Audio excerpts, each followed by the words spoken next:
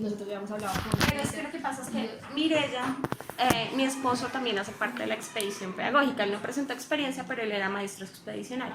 Entonces todo el tiempo le escribo a mi esposo nunca mira el celular, pues obviamente. Yo me enteré, fue que un día me dijo, mira, me están preguntando por ti, ¿sí no? Hace mucho. Es que ya se confundió y le escribió fue a mi esposo y no a mí. Pero bueno, eso es importante, pero bueno, logramos llegar. algo muy Entonces, como para empezar, te queremos compartir ahí algo de lo que escribimos explicándote ¿Ustedes participaron con qué territorio? Usaquén y Sumapaz. Ah, ok. Ahí estuvimos. También tuvimos varios, digamos, encuentros estos de formación y estuvimos ahí ya lo que fue 2 años alcanzamos a estar. Sí. Okay. Entonces nos enamoramos y bueno, ahí estamos. Tenemos que... Bueno, muy bien. Entonces, lo que te decía, entonces como expedicionarios, como estudiantes de la Universidad Pedagógica Nacional y como futuras maestras, compartimos la idea fundamental de la expedición frente al reconocimiento del rol del maestro como eje fundamental para la construcción de un país equitativo, justo y con mejores condiciones de vida. Creemos que la educación es la esperanza viva que posibilita la transformación social. Por este motivo podemos definir a algunos maestros como héroes sin capa, que día a día se enfrentan a nuevos retos que asumen con interés y compromiso.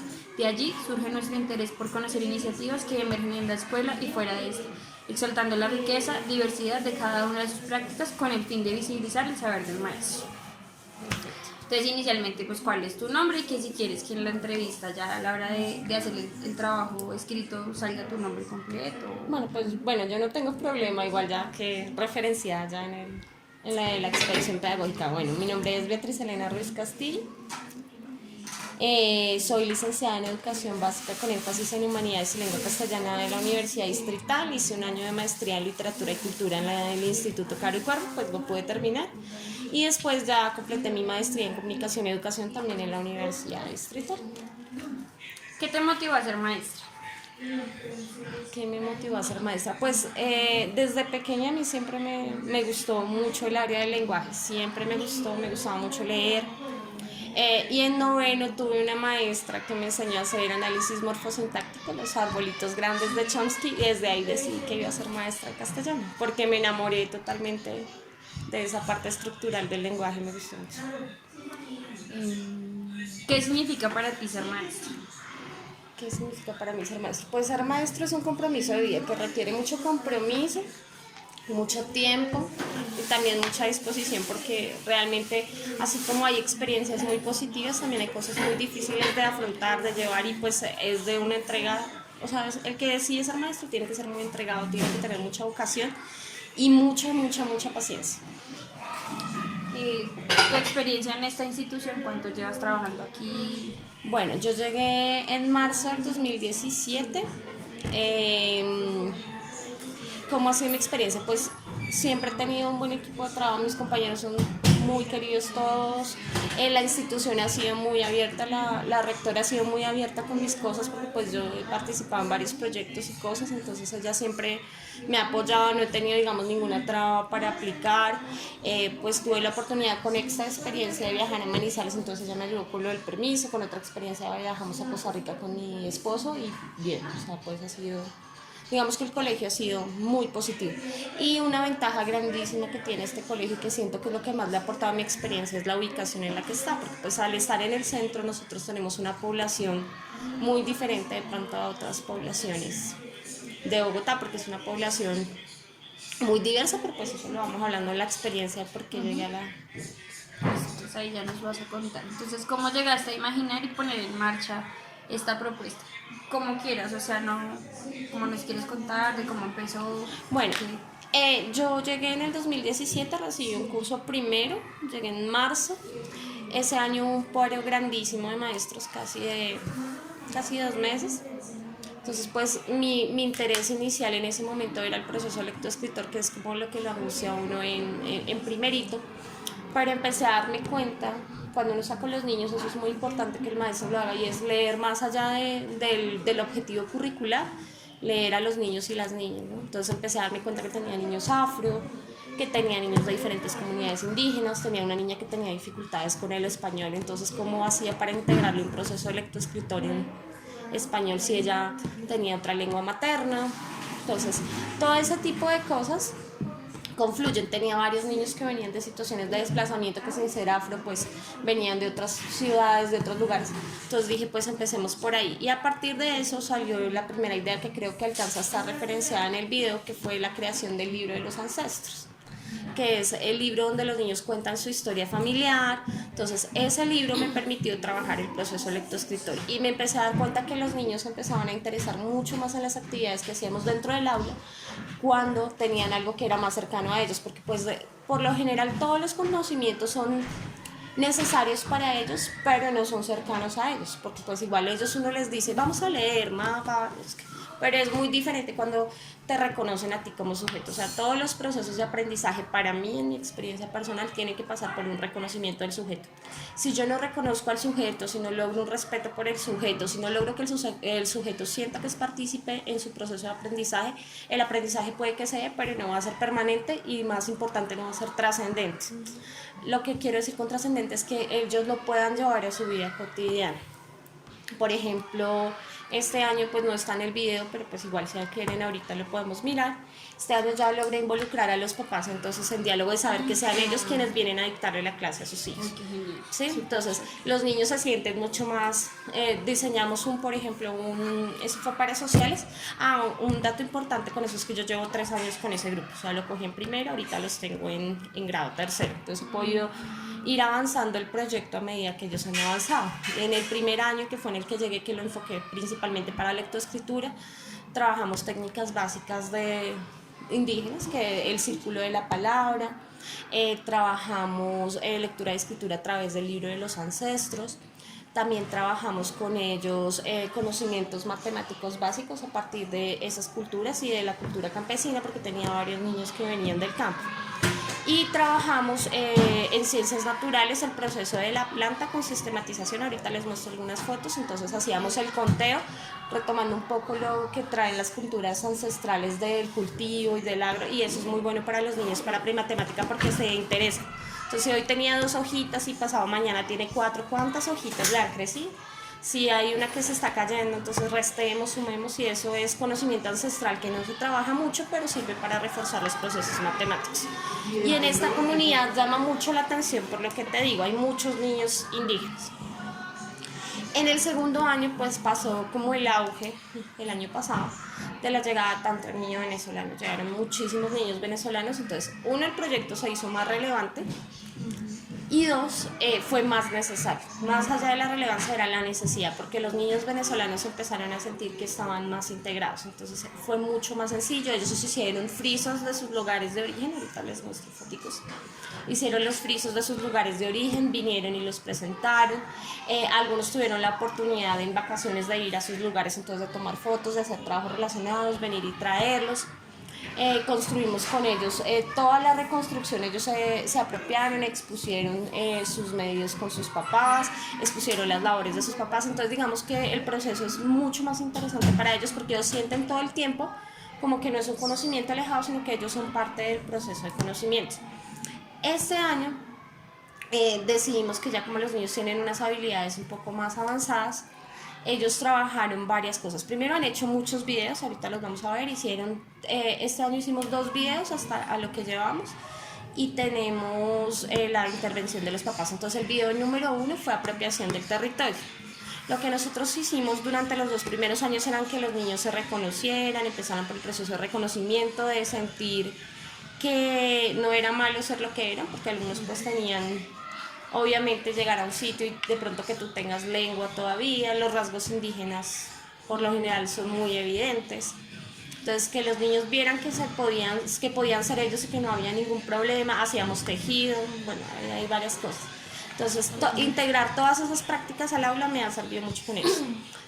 Entonces, decidimos este año trabajarlo en 2 direcciones. Una, continuar con ese proceso de reconocimiento, de socialización, de que todos aprendamos que somos diferentes, y todo eso va estructurado. Por eso estuve en la expedición a las prácticas de paz en la escuela, pero también a que ellos se apoderaran del territorio en el que ellos viven. Entonces el primer video que hicieron, que fue para Semana Santa, ellos tuvieron que salir a reconocer el territorio afuera. Entonces ellos escogían un lugar, hicieron un video, lo conocieron, lo expusieron, y aquí vinimos y socializamos. El segundo video Los que eran colombianos, porque pues ese sí fue un poco más limitado, escogieron la región de origen de sus papás y tenían junto con sus papás que hacer un video presentando su región. Ya, y si ellos querían especificar en un departamento lo podían hacer y si no la región en general. Entonces algunos se vistieron, otros tuvieron la oportunidad, como vamos a ver ahorita, uno se fue hasta Boyacá y hizo el video allá en Boyacá, entonces los presentó en la plaza, en los diferentes lugares.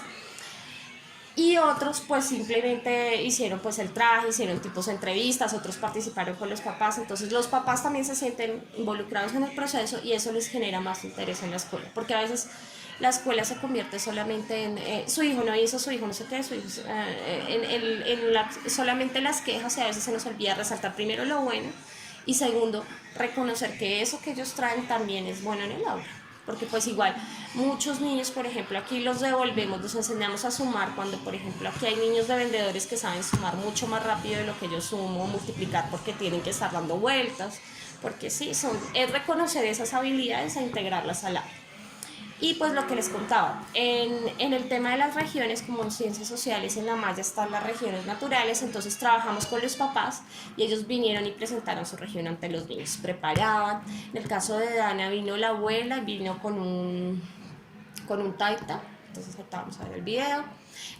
Tenemos, en ese sí hice un poco más de apertura porque como tenía tantos niños venezolanos, entonces vinieron dos papás y nos presentaron todo lo que era Venezuela, toda la parte de Barquisimeto, de Miranda, nos contaron, trajeron mapa, nos mostraron, entonces los niños estaban muy emocionados y en esa evaluación, pues que era de capitales y todo, tuve una aprobación de casi el 90%. O sea, los que perdieron fueron como 4 porque igual se les quedaba porque ellos veían, no, este fue el que expuso Dana en la capital está. ¿Sí? O sea, ni siquiera es por la memotecnia, sino que María José es de Nariño, Pasto, ¿sí? Porque ella es de Nariño, entonces Pasto. O sea, es más como un aprendizaje más emotivo, más relacionado con lo que soy yo como ser, que un aprendizaje alejado de los niños y las niñas. Entonces, básicamente eso ha sido como la historia de la práctica. Entonces ya les voy mostrando a ver qué hay por aquí. Súper bonito. Demasiado bonito. O sea, los papás de alguna manera tienen las puertas abiertas. Sí, ellos tienen las puertas abiertas. Obviamente lo que yo les digo a ellos, así como hay una exigencia para los niños, también las hay para ustedes. Aquí pueden entrar, pero digamos, si ustedes quieren venir a hacer algo, hay que prepararlo con anterioridad, porque nosotros partimos de la base del respeto. Yo siempre les digo a los niños, y yo creo que por eso es que hacen tareas también.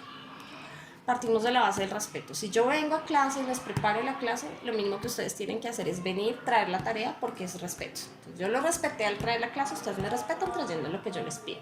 Lo mismo con los papás. Entonces ellos son muy juiciosos. Nosotros trabajamos mucho exposiciones, tengo otras que no tienen nada que ver, pero ahorita les muestro.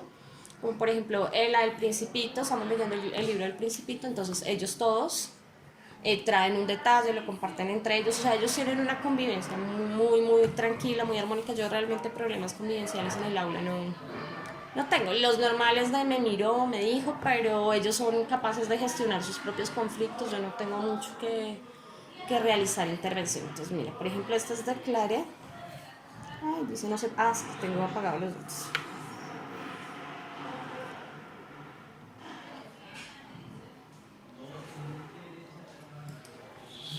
Cargando. Mira. Buenas tardes, queridos compañeros y profesores. Hoy les voy a hablar sobre el departamento de cine. Me llamo Carmen Rueda y estoy acompañada de una actividad. Buenas tardes, mi nombre es Noemí, ya dijo Claret, soy la mamá, y la estoy acompañando en esta aventura como es hablarles un poco sobre el departamento de cine. Para ello, vamos a hacer una serie de preguntas a Claret, la cual ella va a dar respuesta de Claret, ¿dónde se encuentra ubicado el departamento de Sucre? Y los papás son más participativos en el proceso de sus hijos. Bueno, esto es en el caso de Claret. Mira, aquí tengo otro. Bueno, la mamá no está, pero pues igual yo me imagino que le ayudó a todo porque Juan Pablo tiene ahí la cartelera.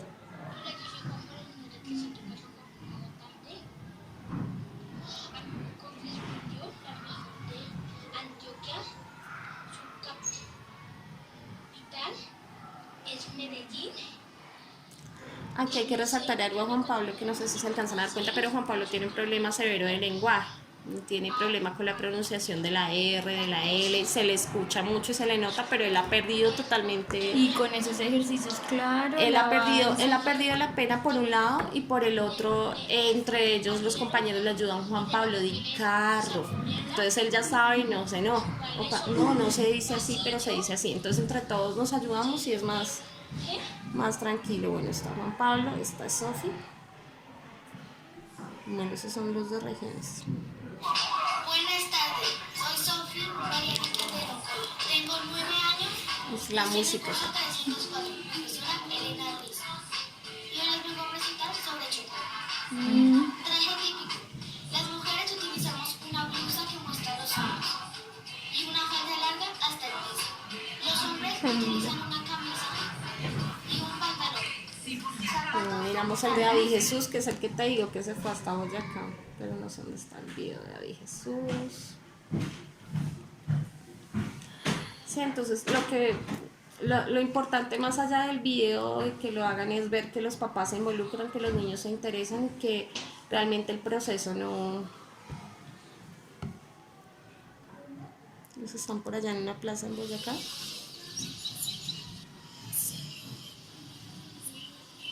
No sé si está...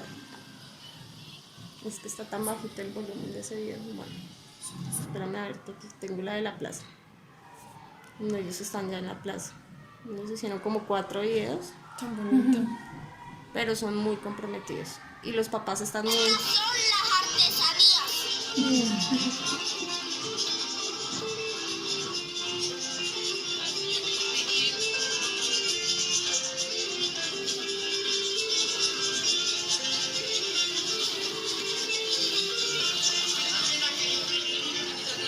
Bueno, eso en relación con lo de las regiones. Ya les muestro a los papás. Y cómo se vuelven protagonistas. Y Esa es la idea, más que ellos no sientan que es una relación de poder entre ellos y yo, sino que estamos construyendo todo el tiempo juntos. Entonces yo siempre les recalco, por lo menos yo no sabía tal cosa. Eso para un niño que tú le digas yo no sé, o sea que el profesor le diga que yo no sé, eso a él lo desarma. Porque, yo también le estoy enseñando al profe. Y yo siempre les digo, la escuela es un espacio para que construyamos ambos, porque yo aprendo de ustedes, ustedes aprenden de mí. O sea, no es que yo tenga el conocimiento todo, no. Ellos tienen también cosas para enseñar y hay que reconocer esos presaberes que traen de su familia, reconocer esos presaberes que traen ellos mismos por su proceso, por su trayectoria de vida. Aquí tenemos a los papás. ¿Dónde está el papá de...? Claro, bueno, estos papás son venezolanos.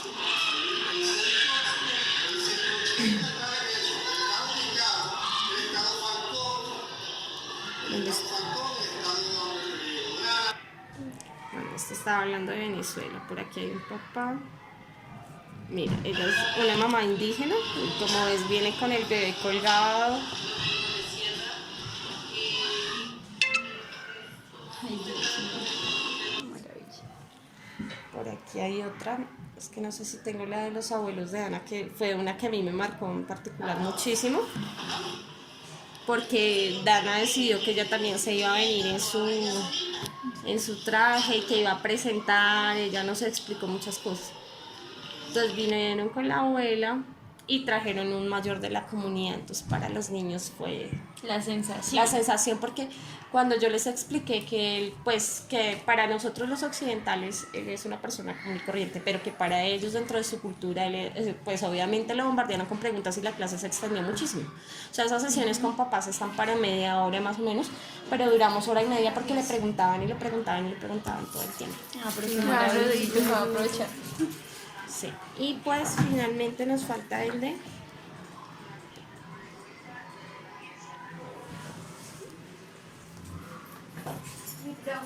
¿Cómo estás?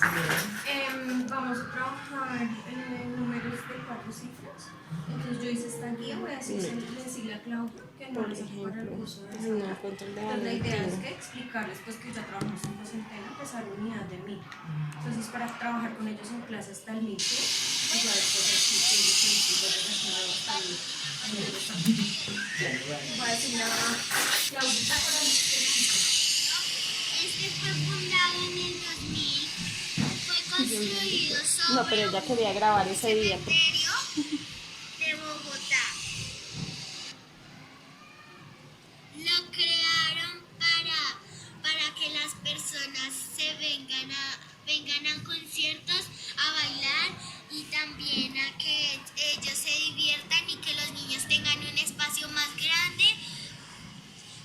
donde ellos respiren y tengan nada para conocer a personas que pueden divertirse en el mar. Y Bueno, ese es el de Valentina y así hay varios. Bueno, aquí hay uno en el Museo del Oro. Este me pareció muy chistoso. Pues porque cumple no era lo que yo esperaba, pero cumple. buenas tardes, hoy les vengo a mostrar el cine Colombia. Ella se fácil, entonces pues lo hizo en Zoom. Pero hizo la consulta. En 1897, en 1897 llegó a Colombia el cinematógrafo de los hermanos. Entonces ves, o sea, ellos Y no... ahí ver la diversidad también de los mismos niños que habitan un aula. De los intereses de ellos mismos. Igual de todas maneras, es eso también, es ver la creatividad de los niños, porque tú das una instrucción y puedes salir con algo como lo que tú estás pidiendo, como no.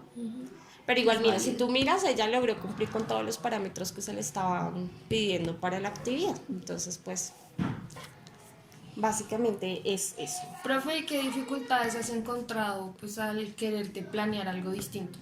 O sea, al poder hacer eso en tu práctica. Pues realmente de pronto la dificultad a veces es de tiempo, porque los tiempos son muy reducidos. Igual de todas maneras uno tiene que tratar de cumplir con los contenidos curriculares. O sea, uno no se puede, digamos que los proyectos hacen parte de la práctica, pero tú tampoco puedes dejar de lado el currículo. Entonces es la forma en que uno trata de integrar un poco ese currículo a las prácticas. Y yo pienso que ahí como que está el truco del asunto, y es que las prácticas que tú te propongas, que sean alternativas o como cada uno quiera llamarlas, poderlas transversalizar de alguna forma. O sea, que la práctica no sea ajena a lo que estás haciendo, porque si no yo también pienso que ahí tampoco funciona mucho, ¿no? Si ellos no logran integrar. Bueno, esto fue en el Museo del Oro, pero no. Quería mostrarles de pronto cómo han ido cambiando ellos, porque ellos también pues cambian, ¿no? Sí. Ellos cambian mucho. Y es la primera vez que tienes la oportunidad de tener un grupo así, seguido por... Yo antes no trabajaba con básica primaria, yo siempre, iniciando mi práctica trabajé con chicos de 10º y 11 en el área de filosofía, ni siquiera tenía nada que ver. Y después trabajé 7 años con la Secretaría de Integración Social en primera infancia. Trabajaba con niños de maternal a grado jardín. Entonces pues fue también el repensarme, bueno, ahora tengo niños de primaria, recibir un proceso lectoescritor que me parece que es como de los procesos es el más complicado, porque de pronto el matemático es más sencillo porque uno está cotidianamente con esa necesidad de los números, entonces pues fue un reto también. Entonces lo que les hablaba, esto fue en primero. Ay, Dios. Entonces teníamos lo hicimos con lana totalmente, pues hicimos una matriz de 3 y entre ellos hacían sus propios tejidos, se ayudaban, tejimos en clase, se ayudaban. Mira, por ejemplo, Dana, ella es indígena, ella no quiso en la mesa, sino que mientras ellos estaban haciendo en la mesa, Dana hacía en la boca, porque pues para ella es mucho más práctico y eso es culturalmente es más aceptado, digámoslo así. Aquí están todos. Sí. Entonces ellos de lo mismo que construyen trabajan. Y lo que te digo, este tipo de cosas sirven mucho porque ellos son muy unidos. Y tengo muchos que se han ido, pero aún todavía, pues nosotros tenemos un grupo de WhatsApp desde primero. Entonces los papás me hablan, me escriben, se hablan entre ellos. Han tenido oportunidad de visitarse. Bueno, esto es reconocimiento de la cultura indígena. Fuimos al Museo del Oro. Ellos trabajamos mucho mandalas para canalizar la atención y para canalizar. Cuando ellos terminan actividades, digamos que se cansan muy rápido y si uno los deja sin hacer nada, ahí es donde tiene las dificultades de convivencia y de otras situaciones. Entonces, por lo general traigo mandalas y cosas así que estén relacionadas, porque pues hay mandalas de todo tipo, pero la idea es que todo se vaya tejiendo y esté relacionado con lo que se está trabajando. Pues igual ya lo has mencionado varias veces, pero digamos que lo que más resalta es como qué incidencia ha tenido en particular este proyecto para ti y pues para la comunidad en general? Pues para mí, que digamos uno viene, ya les muestro aquí esto. Uno viene, digamos, con muchos prejuicios cuando sale de la universidad. De alguna forma uno piensa que va a cambiar el mundo en un momento, que uno se las sabe todas.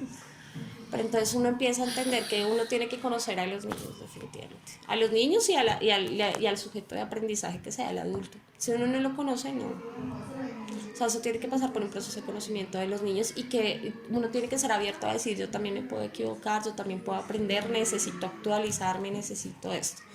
Porque a veces uno, digamos, por ejemplo, siente que en su área es muy fuerte, pero resulta que las cosas van cambiando. Y que lo que me sirvió con un grupo no me sirve muy seguramente con el otro, entonces tengo que mirar qué necesidades tienen. No todos los niños llegan con las mismas habilidades, no todos tienen las mismas necesidades. Y por ejemplo, en relación a los ritmos de aprendizaje hay que tener claro que hay unos niños que van súper rápido y otros niños que no. Entonces, ¿cómo yo hago para mediar, para no atrasar al que viene rápido y para ayudarle al que está despacio? Entonces, pues, entonces ahí este tipo de estrategias sirven, por ejemplo, para el trabajo colaborativo. No sé si se dieron cuenta, pero ellos siempre trabajan en duplas. O sea, sí están las filas comunes y corrientes, pero siempre trabajan en parejas, todo el tiempo. Ellos trabajan en parejas y califico en parejas. O sea, no les califico individual. Y ellos ya saben. Entonces ya saben que si Dana no terminó, pues no le puedo calificar a María José porque Dana no terminó. Entonces yo cómo hago como par para ayudarle al otro, porque si no me quedo sin nota también. Entonces eso también genera un poco, es una solidaridad forzada, pero con el tiempo uno se va dando cuenta que ellos ya lo hacen naturalmente porque ven la necesidad también. Entonces mira, por ejemplo, es lo que te digo. Entonces teníamos la matica, entonces esta es ficha de observación 2. ¿Recibió sol? Sí. ¿Le puso agua en esa semana? Sí. Hubo en semanas en las que no se le diera. ¿Cómo está la tierra? Eso es un proceso muy, muy rudimentario. Tierra, es que está volteada. Bueno, tierra negra, húmeda, mucho. Eso eran primero. ¿Qué dice acá? Viento, mucho. ¿Cuánto? Mucho. ¿Cuántos tallos tiene mi planta? 6. ¿Cómo están los tallos de mi planta? Medida, grandes. ¿De qué color son? Verdes. Posición, arriba.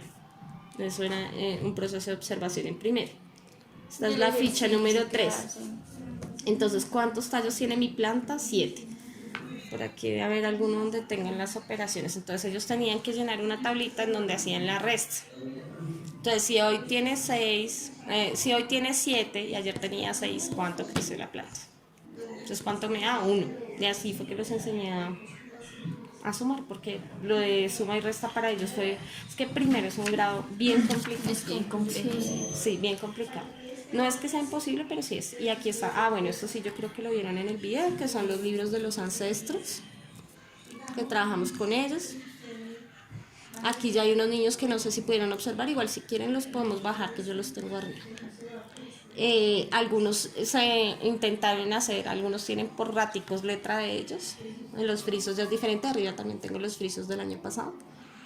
¿Ese era un trabajo con las familias? Sí, ambos trabajos son con las familias, el del libro de los ancestros y de los frisos, ya miramos los frisos. Mira, esta por ejemplo es súper bonito este video.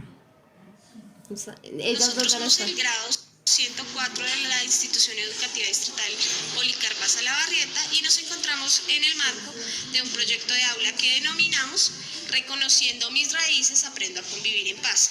Aquí hay algunas muestras de los trabajos que hemos realizado con los niños y niñas y son ellos quienes nos van a contar qué estamos realizando y qué han aprendido con este proyecto.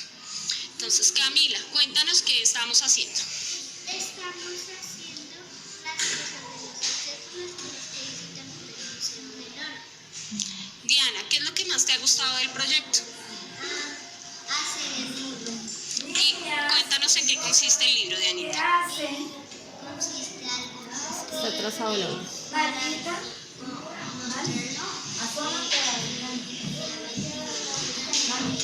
Bueno, igual a Diana y a Valentina las van a ver que ahí se ven muy chiquitas, ya están grandísimas. Cuéntanos qué has aprendido con el proyecto.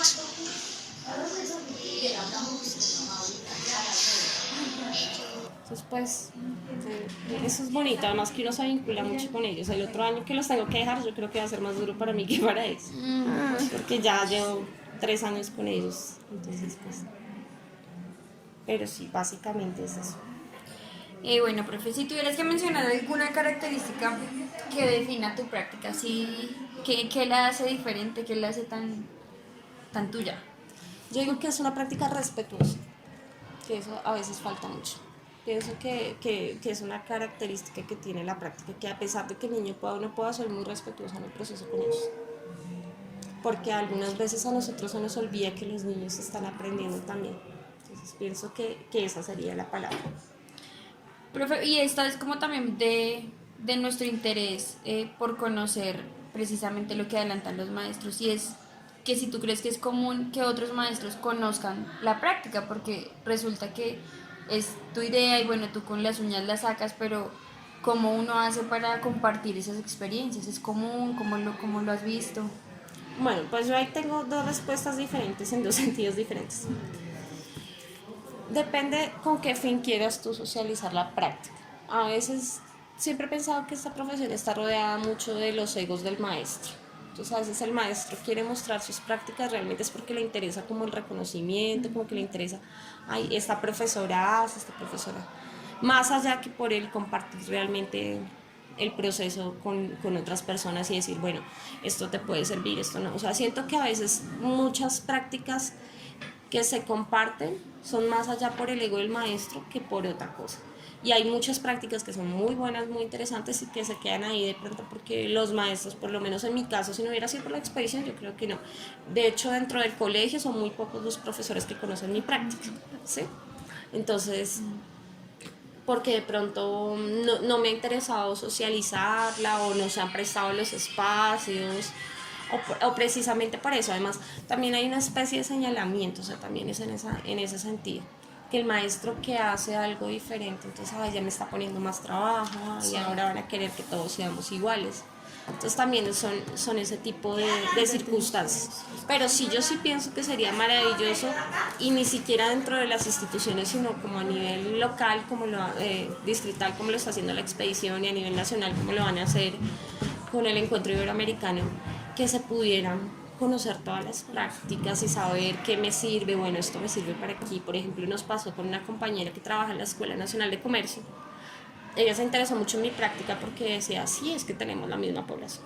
Las Talco es por Egipto, entonces nos pueden servir muchas cosas similares, como lo trabajas, y todavía pues yo me contacto con Y ella. se hace un trabajo colaborativo entre maestros. Entonces se hace un trabajo colaborativo entre maestros y se hace una red que a la final a los únicos que beneficia son a los estudiantes, porque pues ese es el objetivo final de las cosas. Profe, tú nos hablas que pues en la práctica recoges como las raíces de los mismos niños en el territorio y lo importante que es eso. Entonces la pregunta es, la memoria que tiene que ver con el maestro, o sea, cómo se trabaja, por qué la hace, ¿Conmigo o en relación al proceso? ambas. Bueno, conmigo, ¿en qué sentido? Yo pienso que, o sea, siempre fui muy convencida de la importancia de la memoria y del recuerdo en los niños y las niñas, del recuerdo y del olvido, ¿no? Hay procesos de duelo, hay procesos de construcción de conocimiento y hay procesos de aceptación. El problema real ahorita no creo que sea solo de los niños y las niñas, en general de nuestra sociedad, por la movilidad que hay, es el problema del autorreconocimiento. O sea, a mí me da pena ser quien soy. Si yo estoy aquí, o sea, y eso nos pasa a uno cuando viaja. Si uno viaja, por ejemplo, a la costa, entonces al cachaco se le nota porque tiene que irse a vestir de blanco porque si no, no puede, ¿sí? Entonces, porque yo no me reconozco y no soy feliz siendo lo que soy, no puedo ir a proyectarlo a otra parte. Si yo me reconociera, no tengo necesidad de ponerme una máscara y fingir algo que yo no soy. Y eso es lo que le pasa a los niños, y por eso es que se presenta el bullying, por eso es que se presentan todas estas circunstancias. Entonces, la memoria hace parte fundamental tanto el proceso del maestro como el aprendizaje de los niños. Un niño que tiene memoria, que se reconoce, es un niño que es seguro y puede aprender.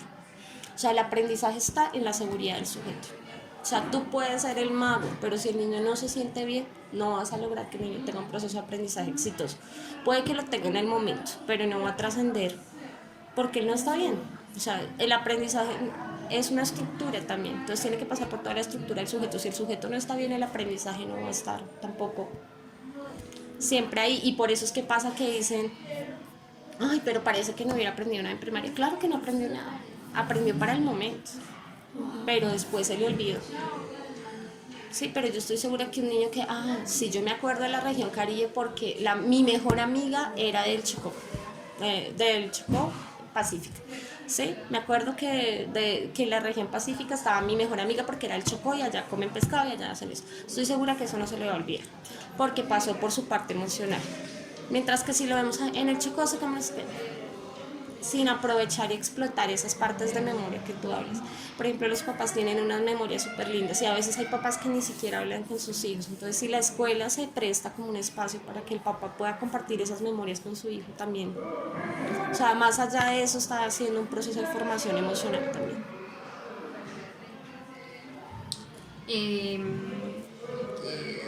¿Cuál más? ¿Estás hablando? Bueno, esta también, estas de acá, estas últimas también en relación como al interés de hablar del problema que, como dices, no es que sea de ahora, sino que es una realidad que no podemos negar y es el conflicto armado y todo esto que nos persigue. Entonces, ¿qué consideras que, perdón, consideras que tu práctica tiene relación con la problemática del conflicto armado en nuestro país? Sí, considero que sí. Y considero que es en el sentido que...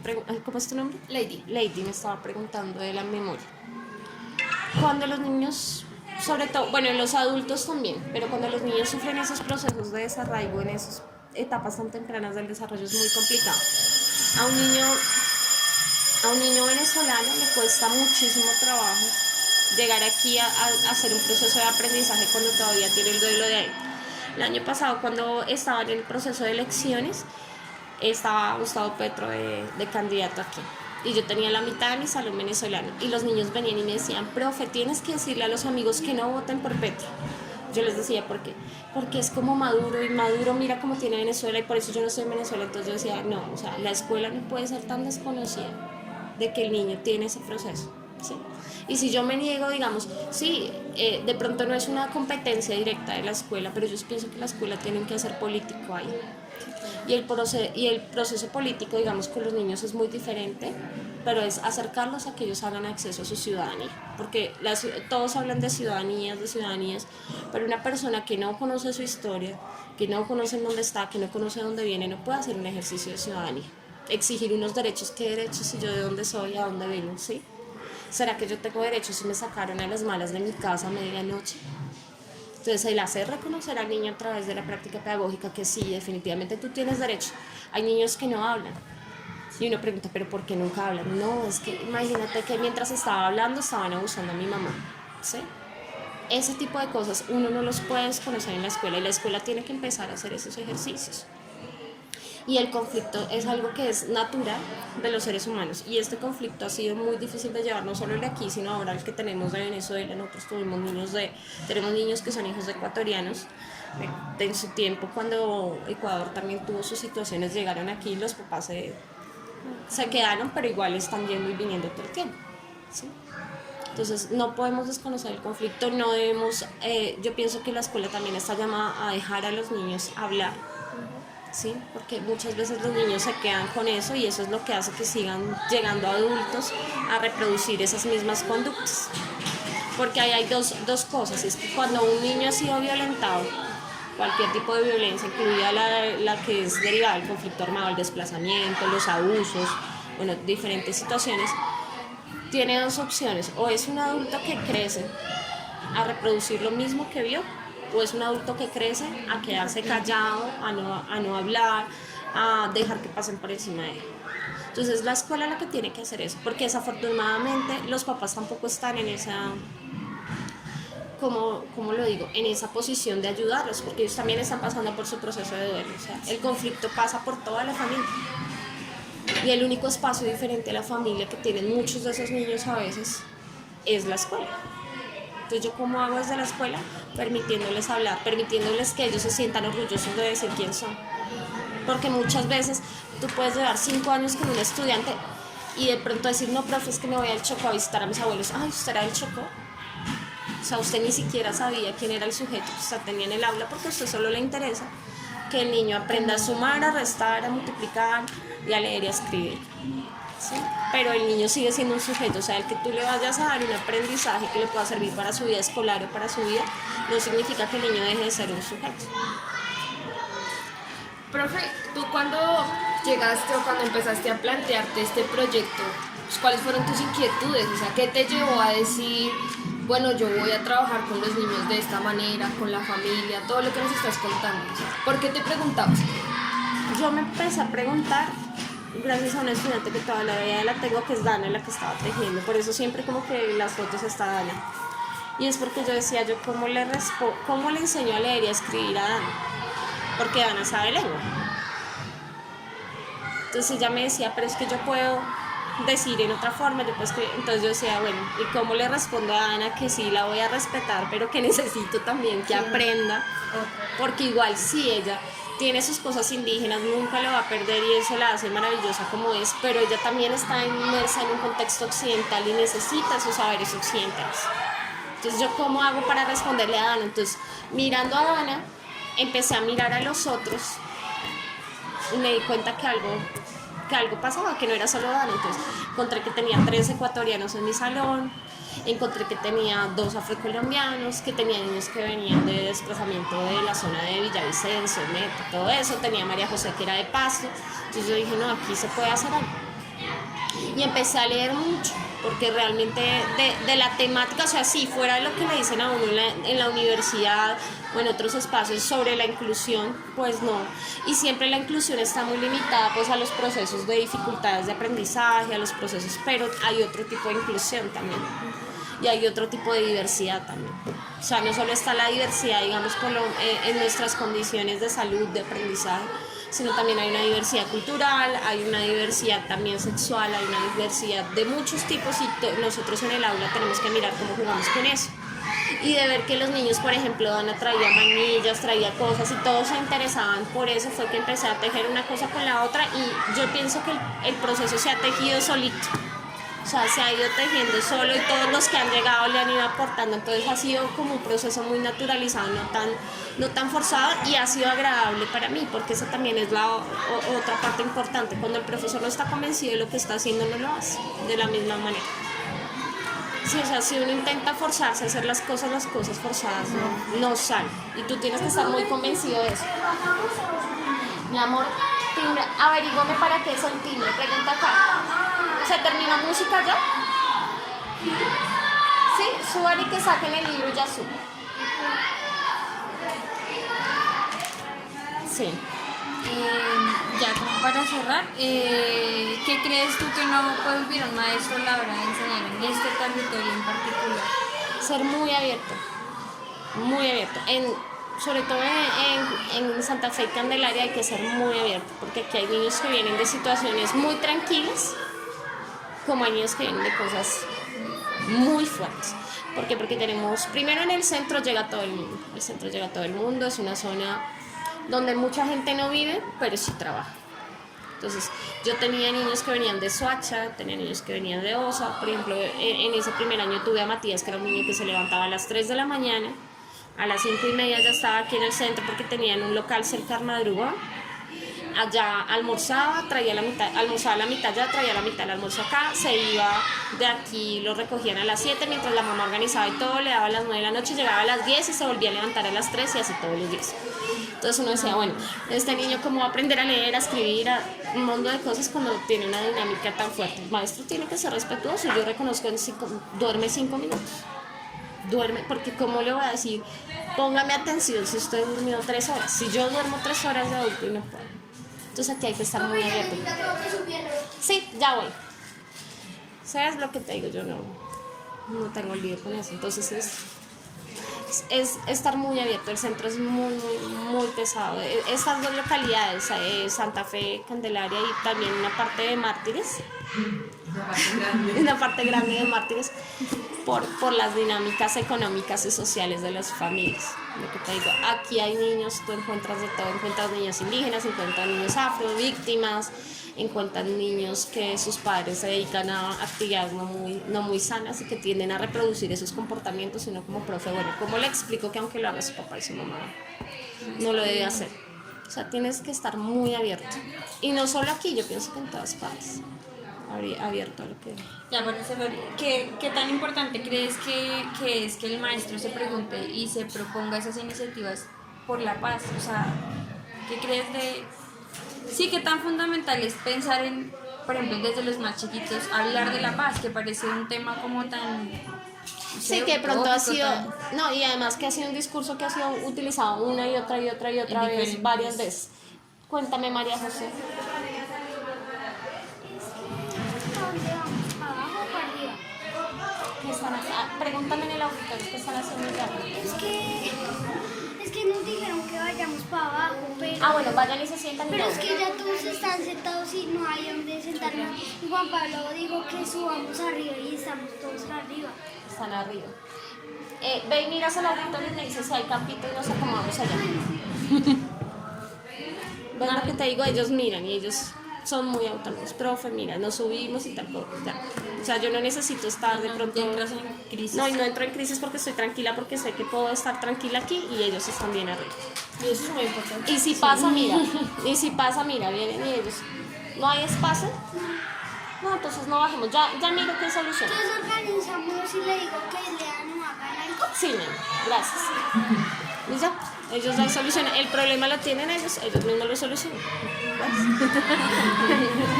Yo no, o sea, es que si el problema es de ellos, si no están haciendo nada, pues ¿qué tienen que hacer? Yo les digo siempre, ellos siempre traen el libro que tenemos de lectura, que si fue algo que negociamos. Entonces, el primer libro yo lo ponía, el segundo ellos lo proponían, entonces por votación escogieron el segundo.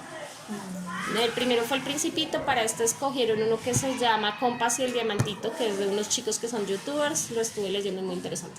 Ellos lo trajeron y les dije, averigüen, lean sus reseñas en internet, vienen y me cuentan y yo con ustedes les aconsejo cuál nos sirve y votan entre ustedes y escogieron ese, tenían como 3. Había otro del Minecraft y de un poco de cosas, pero lo importante es que ellos se interesen por la Claro, lectura. sí, Que tú no les obligas a un tema, y eso es cotidiano para ellos. Pero es que si yo me resisto, ¿cómo les voy a enseñar a Pues que nada, creen gusto cierran a las leer? puertas. Sí, listo, entonces negociamos uno y uno. Bueno, uno que sea de literatura así como fuerte y otro que ustedes quieran. Y así vamos negociando, pero entonces lo importante es llegar a leer, que es lo que me interesa. Y bueno, estábamos hablando de ese tema ha sido como muy trillado y entonces se volvió lo de la cátedra de la paz, entonces enseñarles a los niños que la paz es la paloma, y que la paz es que no haya pelea, y que la paz, que como ustedes pudieron darse cuenta en el video de la expedición pedagógica, yo nunca estaba de acuerdo con esa definición de paz, porque es como decirle al ser humano no sea ser humano. O sea, si tú eres diferente, yo soy diferente, y si a mí me gusta el azul y a ti te gusta el rojo, pues vamos a tener un conflicto, ¿sí? Y eso es una cosa de lo más natural, o sea, el conflicto es tan humano como ser persona.